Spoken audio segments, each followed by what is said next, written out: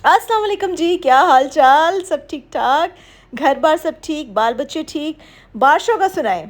असल तो मौसम है ही ये बारिशों का, और यही तो महीना होता है जिसका हम लोग इंतज़ार करते हैं, बरसात का।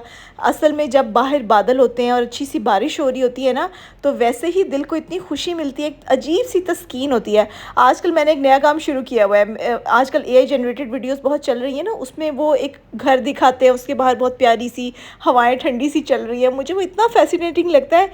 मैं ना तो कोई ड्रामा देखती हूँ, ना तो मैं टीवी देखती हूँ, मुझे सिर्फ वो वीडियोस पसंद है जिसमें इतनी प्यारी नेचर, ऐसी ठंडी हवाएं चल रही हैं, इतनी खूबसूरत। और इसी तरह के प्रिंट्स भी मुझे पसंद है। जैसे अब ये चिकनकारी है ना, उसके ऊपर देखिए कितने प्यारा फ्लोरल थीम है।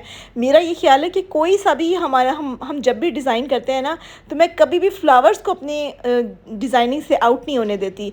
फूल हैं तो ज़िंदगी है, दरख्त है तो ज़िंदगी है। मैंने हर तरह का मॉल घूम लिया है, हर तरह का सब कुछ देख लिया है, लेकिन जो मज़ा नेचर में है ना, आप सीधा लॉन में बैठ जाएं या किसी अपने करीबी पार्क में चले जाएं, ठंडी हवा में बैठ जाएं, वैसा मज़ा ही नहीं है। हमारे जो बड़े बुज़ुर्ग हुआ करते थे, वो कैसे पूरा जो वरांडा कहते हैं ना उसको, अब तो नहीं होते, लेकिन अब तो या तो लॉन होते, उस टाइम पे वरांडे होते थे। तो हम लोग वहाँ पे बचपन में, मुझे याद है, चारपाइयाँ लगा के बड़ा देसी सा माहौल होता था, ठंडे ठंडे से आम पानी में ठंडे करके तो वो खाते थे। उसका अपना ही फ्लेवर होता है, अपना मज़ा होता है, और क्या खूबसूरत वो टाइम होता था। अब तो शायद उस तरह का माहौल नहीं होता, लेकिन जब भी बारिश होती है, कम से कम हम वैसा माहौल मिमिक कर सकते हैं। वैसे ही जहन में अच्छी बातें चलती हैं कि कितना खूबसूरत एक टाइम होता है जिसमें सब मिल बैठते हैं। और वो मैं आपको कहाँ पे ले गई हूँ ना, आपके बचपन में। हम, क्योंकि हम सबका बचपन एक जैसा होता है। अच्छा, सबसे अच्छी बात मुझे ये लगती है कि जब भी मैं वीडियो अपलोड कर देती हूँ ना, उसके बाद बहुत सारे लोग हैं जो कि न्यू सब्सक्राइबर्स ऐड होते रहते हैं हमारे पेज पे। उसकी रीज़न बीइंग ये है कि एक तो उनको शायद ये पसंद आता है कि स्टोरी टेलिंग होती है। वैसे स्टोरी तो मेरे पास कोई होती नहीं है, मैं तो आपसे चिट चैट ही करती हूँ कि यार हल्की फुल्की बातें हो जाए। अगर किसी के दिल में कोई अच्छी सा डिज़ाइन आ रहा है तो वो मेरे साथ शेयर कर सके। अगर किसी के जहन में कोई स्पेसिफिक नीश आ रही है कि लाइट होने चाहिए, हैवी होने चाहिए, हैंड एम्ब्रॉयडरी होनी चाहिए, तो ये सारी चीज़ें मैं आपके साथ डिस्कस करना चाहती हूँ। इसीलिए वीडियो में तसल्ली से मैं बोलती भी हूँ और आपसे मशवरे भी लेती हूँ।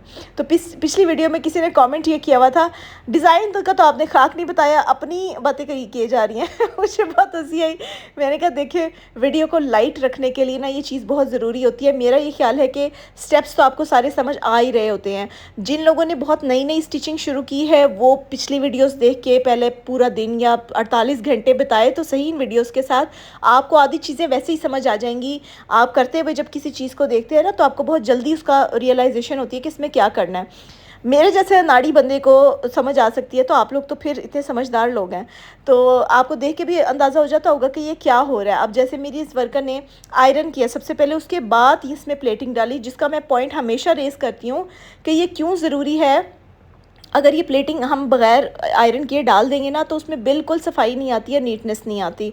और बाकी जो है ना, मैं आपसे एक और पॉइंट पे डिस्कस करना चाहूँगी कि शायद मैं नेक्स्ट वीडियो में इसको डिटेल से डिस्कस करूँ। मुझे भी आपने बताना है कि आपको ये चीज़ समझ में आई या नहीं समझ में आई।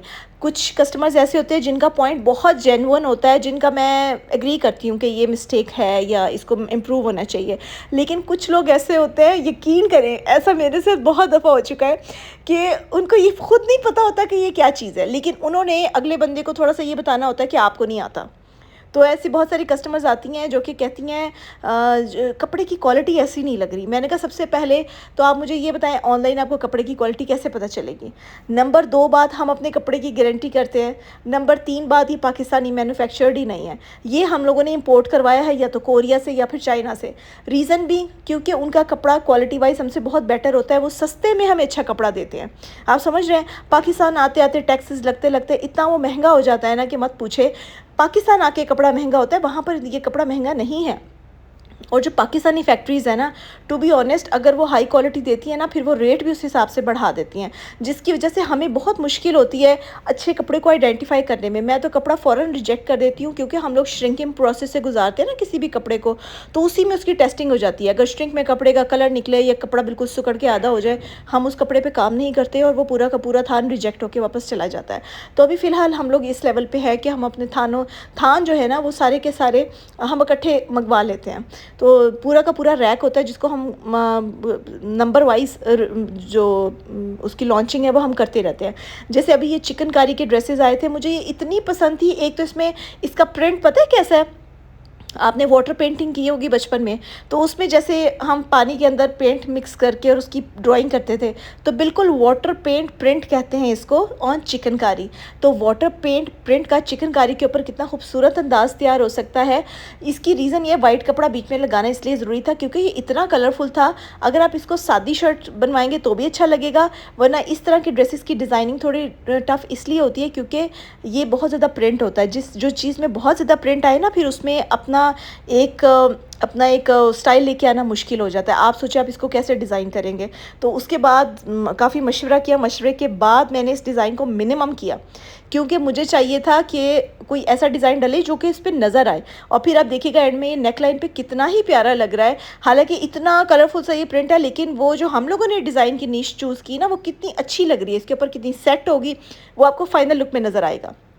इसका सारा सेंटर में हमने प्लेटिंग डाल दी, किस तरह मेहनत करके इसका गला नेकलाइन तैयार की। उसके बाद इसके ऊपर शीशे लगेंगे। ये फैब्रिक ही बहुत महंगा होता है। इसकी बैक साइड हम प्लेन कर देंगे आपको, और इसका जो फ्रंट है ना, वो सारा का सारा चिकनकारी है जिसको हम सुराख वाली या होल चिकनकारी कहते हैं, और उसके ऊपर भी प्रिंट है और इसको वाटर पेंट प्रिंट कहते हैं। ठीक है, इसको क्या कहते हैं, वाटर पेंट प्रिंट। अब इसके अंदर हमने कारीगरी क्या ऐड की है कि जिसकी वजह से इसकी लुक अपलिफ्ट हो गई है, इसमें हाथ का काम भी आ गया है, वो ये हाथ का शीशा है। अच्छा, इसको लगाने की भी कई सारी टेक्निक्स होती हैं। शुरू में जब वर्कर्स इसको स्टार्ट करती हैं ना, तो कईयों के हाथ में सफाई नहीं होती है, लेकिन आहिस्ता आहिस्ता हम अपनी बच्चियों को ट्रेन करते हैं, उनको टाइम देते हैं। एक चीज़ मैंने पिछली वीडियो में भी बहुत डिस्कस की थी कि हर चीज़ को स्टेप वाइज और सब्र व तहम्मुल के साथ जो काम करने का मज़ा है ना, वो जल्दी जल्दी में बिल्कुल नहीं आता। मैं खुद अब फेड अप हो चुकी हूँ। मुझे ये काम करने का स्टाइल पसंद नहीं है कि हर चीज़ भाग दौड़ में परेशानी में हो, ये ज़रूरी नहीं होता। पहले जब बिज़नेस शुरू किया था ना, तो हर बात का बहुत प्रेशर लेती थी मैं, एज इन के अगर किसी ने रिव्यू में कुछ कह दिया या किसी ने कोई कमेंट में कह दिया, उसका इतना असर लेना, इतना असर लेना। और बाद में अब तो इतने साल हो गए हैं, अब मुझे स्ट्रॉन्ग हो गए हम लोग अब हम सीख गए हैं कि जानी अगर 100 में से कोई 10 बंदे आपको नहीं अच्छा बोल रहे, तो इसका मतलब ये नहीं है कि आप अच्छे नहीं हैं, इसका मतलब ये है कि आप बहुत अच्छे हैं, क्योंकि आपका स्कोर 100 में से 90 है, और ये किस्मत वालों को नसीब होता है। ये चीज़ मुझे पता नहीं थी मुझे ये लगता था अगर किसी एक ने भी कह दिया तो बड़ी मस्त, नहीं नहीं नहीं नहीं, इस दुनिया में हर तरह के लोग होते हैं। जैसे उर्दू में एक लफ्ज़ नहीं है, भांत भांत के लोग होते हैं, हर तरह के लोग होते हैं। किसी को कोई चीज़ बहुत पसंद आती है और वही चीज़ अगले बंदे को शायद ना ही पसंद हो। It's okay, it's okay. किसी को कोई चीज़ हमारी नज़र में वो बड़ी मामूली सी चीज़ होती है, लेकिन आप लोगों का इतना अच्छा रिस्पॉन्स होता है, मैं हैरान रह जाती हूँ। तो इसका मतलब ये है कि इन चीज़ों पे डिपेंड नहीं करता, अल्लाह ताला ही जगह बनाता है दिलों में। बस मैंने फ़ाइनल फ़ैसला कर लिया कि हमने मेहनत अपनी करनी है और छोड़ना हमने अल्लाह ताला के ऊपर है। तो टेंशन नहीं लेनी। आपकी ज़िंदगी के हर मामले के लिए ये जुमला फ़िट होता है कि टेंशन नहीं लेनी और वर्क हार्ड करना है।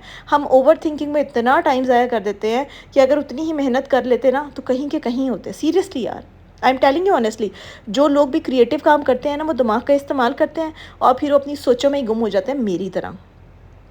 इसका फ़ायदा भी है। फ़ायदा इसका ये होता है कि आप बहुत सारी जगहों पे अपने माइंड को घुमा के एक अच्छा सा डिज़ाइन तैयार कर लेते हैं, लेकिन इसका नेगेटिव पॉइंट ये है कि फिर आपका दिमाग ट्रेन हो जाता है उल्टी सीधी बातें सोचने के लिए उसका नुकसान ये होता है कि फिर आप सेंसिटिव हो जाते हैं बिला वजह के।